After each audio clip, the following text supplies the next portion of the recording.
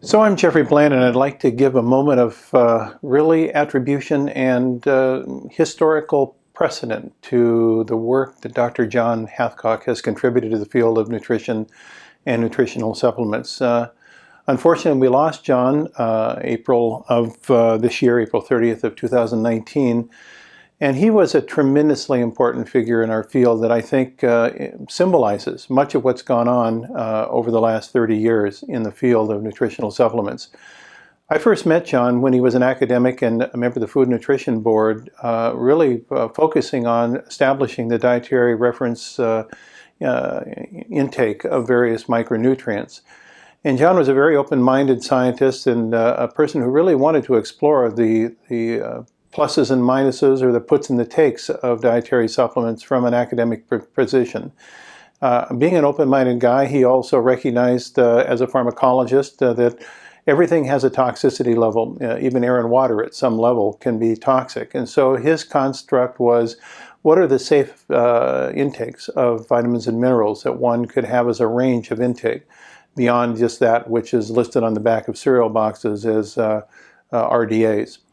And that led into a very, very interesting body of science that really John developed and pioneered as it relates to tolerable levels and upper limits for dietary supplement intake, and really reframed the whole field.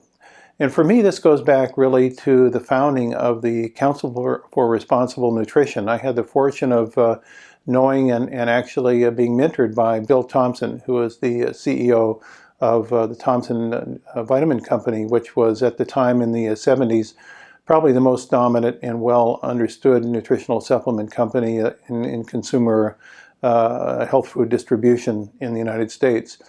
And Bill felt that there needed to be a trade organization that would represent all the authentic players within the nutritional supplement arena to really talk about areas of common concern and common communications with the public and with the government and regulatory bodies.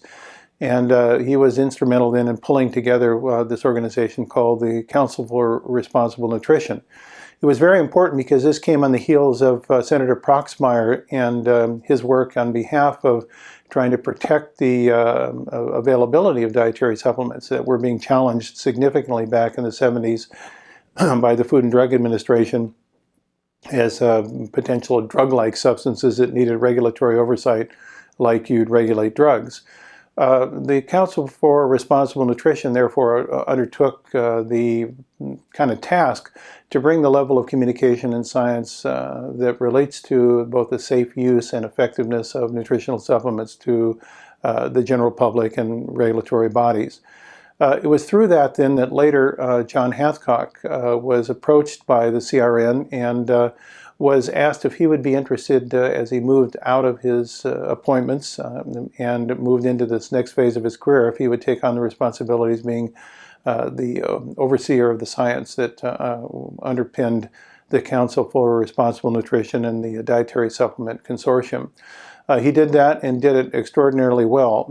And in fact, until really 2012, over those periods of nearly 20 years, he served in an extraordinary meritorious way.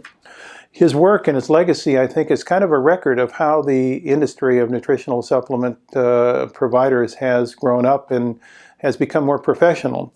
He has authored many, many papers and articles and been in charge of plenary sessions and government bodies and both domestically and globally on the dietary supplement issue. I was recalling one paper that I thought was very indicative of his contributions, entitled "Exploring the Benefits and Challenges of Establishing a DRI-like Process for the Bioactives in Food." And these go beyond vitamins and minerals, but into the phytochemicals that have bioactivity that should, again, also be part of the portfolio of dietary supplements that have safe and effective dose ranges for them. So John's reach and his vision was very, very broad. And when I look at his list of publications, it's like an encyclopedia of activities.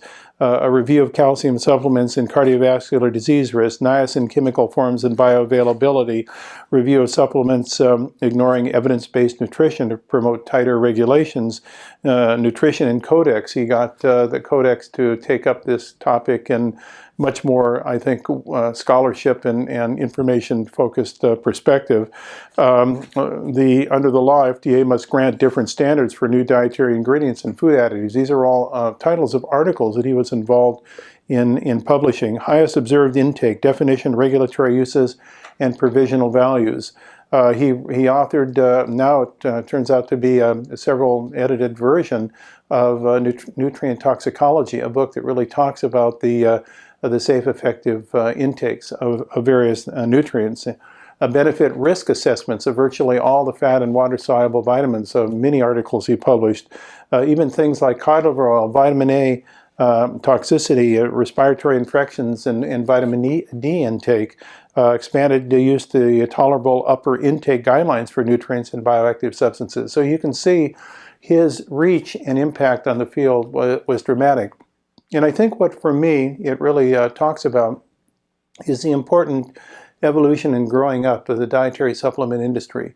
Rather than relying upon anecdote and testimony, really going to a much more sound, fundamental science perspective. There have been those that have really championed the science that underpins authentic use of dietary supplements.